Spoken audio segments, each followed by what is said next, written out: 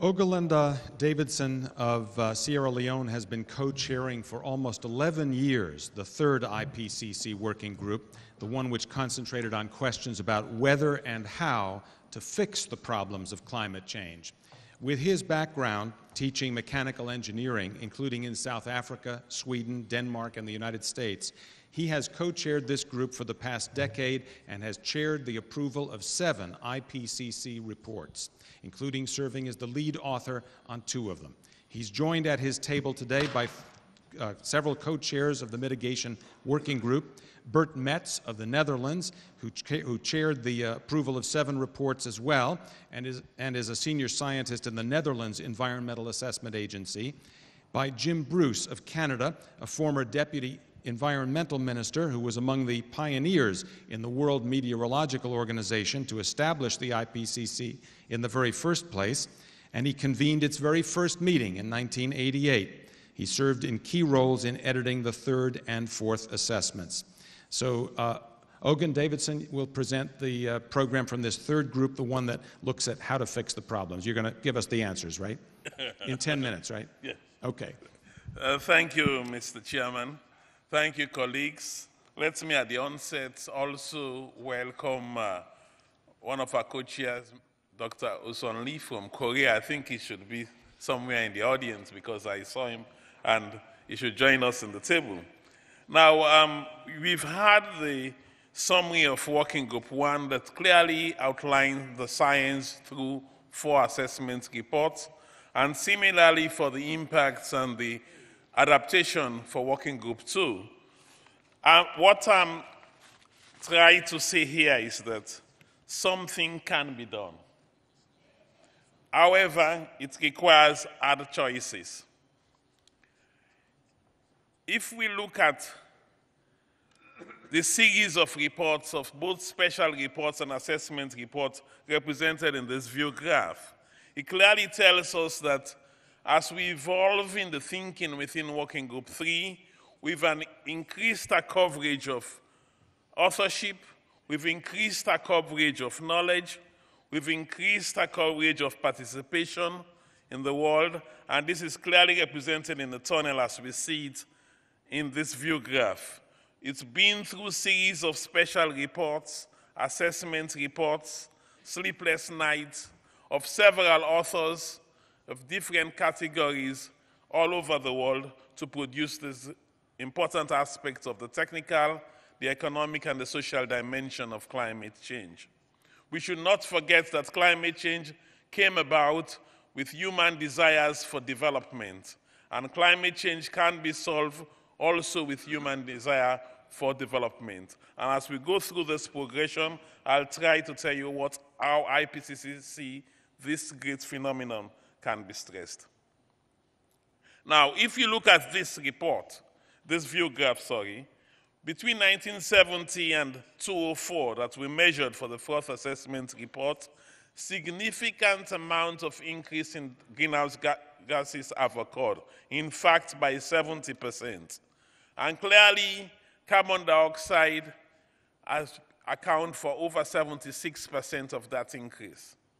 So whatever we do, we have to solve the carbon dioxide problem.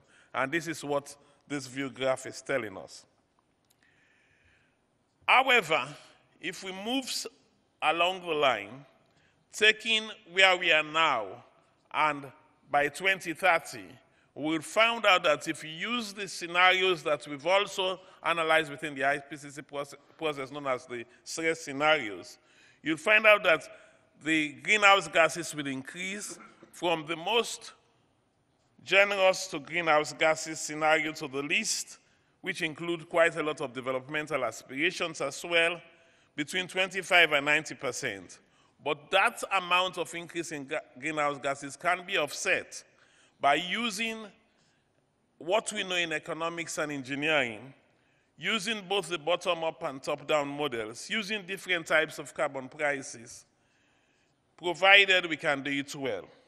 It then shows that where can we get these benefits? We can get these benefits in different economic sectors, starting from the energy supply sector, the transport sector, the building sector, the industry sector, agriculture, forestry, and waste. This is what is shown in the bottom part of this view graph. But there is one important point. These are due to technical measures, not due to social engineering or lifestyle changes. How can we do it? We have technologies available. But before we think about these technologies, let me put it up front, what we are saying in Working Group 3. No single technology can solve it. It's got to be a portfolio of technologies. No single technology is enough to stabilize the greenhouse gases in the atmosphere.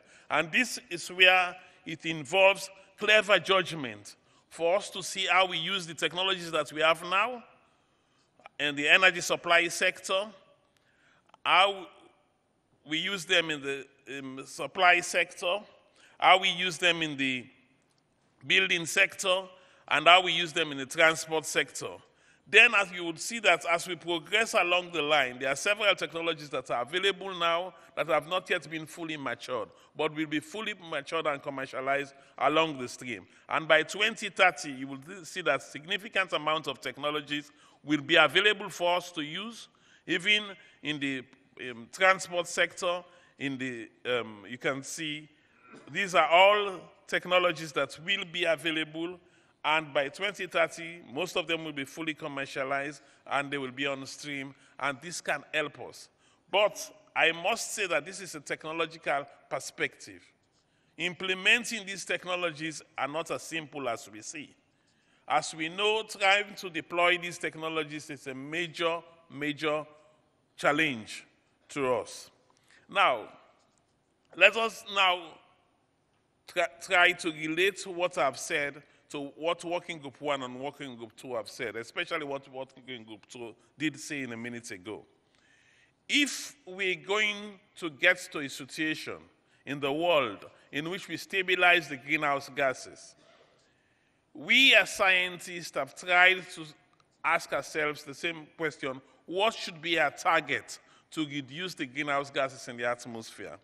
If we are thinking about 450 ppm to stabilize, you can see the target as suggested between 25 to 40% by 2020.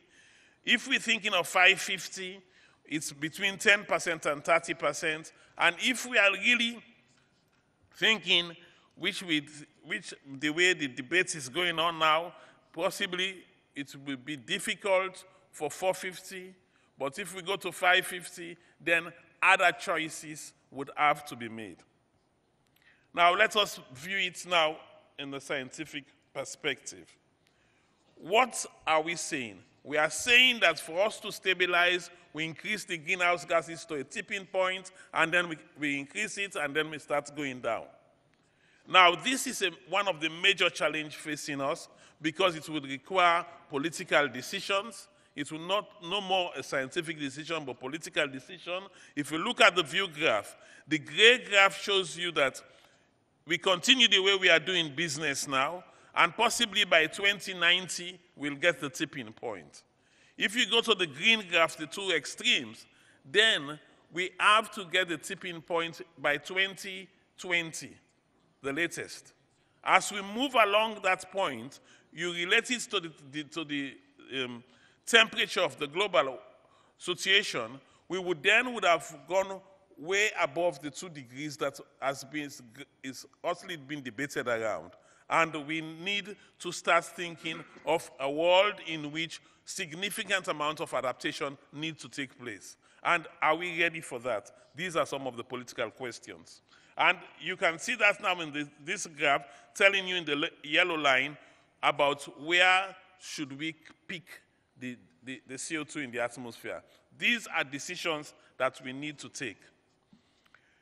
If taking them, we need policies, as you would expect.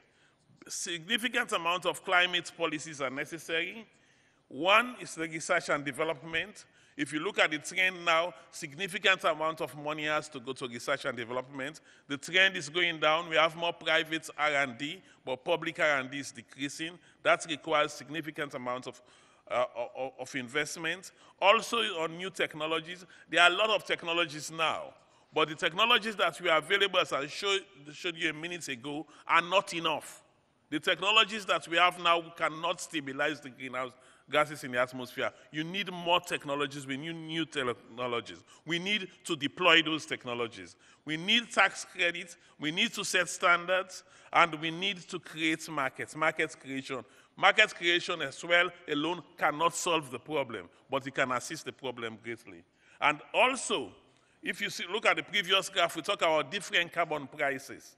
The carbon price has to be set. Clever ways have to be established to get the sort of carbon price that we need to do. And we see about linking development and climate change. This is one of the most important aspects of the fourth assessment report. It was the desire for development, that's why we put the greenhouse gases in the atmosphere in the first place. Now we can still change the developmental path and reduce the greenhouse gases in the atmosphere.